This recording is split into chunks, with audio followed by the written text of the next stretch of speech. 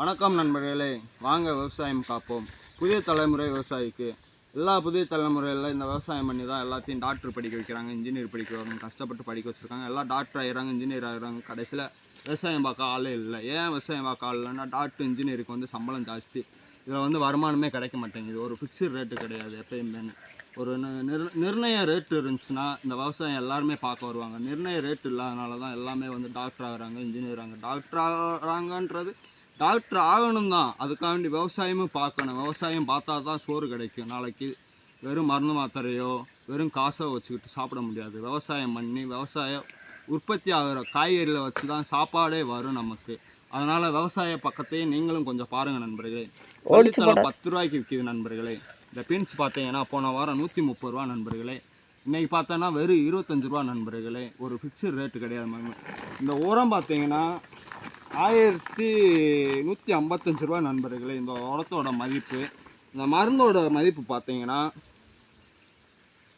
455 ரூபா நண்பர்களே. இந்த மருந்தோட ரேட்டு 130 ரூபாய்க்கு விற்றாலும் 455 ரூபா தான் நண்பர்களே. வெறும் 20 ரூபாய்க்கு விற்றாலும் 455 ரூபா நண்பர்களே. இந்த மருந்தோட ரேட்டுக்கு ஃபிக்ஸ்டு ரேட்டு இருக்குது நண்பர்களே. இந்த உரத்துக்கு ஃபிக்ஸ்டு ரேட்டு இருக்குது நண்பர்களே.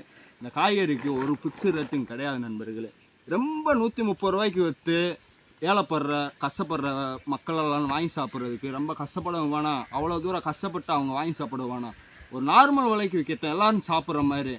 அதுக்காண்டி அடிமட்டத்துக்கு விற்று ஏழை விவசாயி வகுத்தில் அடிக்க வேணாம் நண்பர்களே. ஒரு ஃபிக்ஸ்டு ரேட்டு கிடச்சா நாங்களும் எல்லாருமே நல்லா சம்பாதிப்போம்.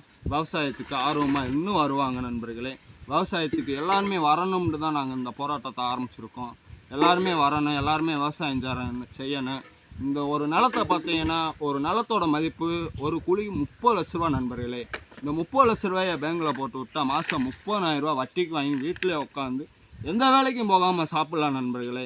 கடன்பட்டு இந்த விவசாயம் பண்ணுறோம்னா எல்லாருமே நல்லா இருக்கணும் அப்படின்னு தான் நண்பர்களே விவசாயம் பண்ணுறோம்.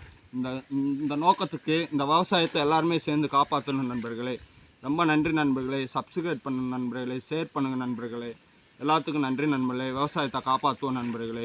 புதிய தலைமுறை விவசாயி நிறையா வரணும்ட்டு நான் எதிர்பார்த்து கேட்டுக்கொள்கிறேன் நண்பர்களே. நன்றி நண்பர்களே.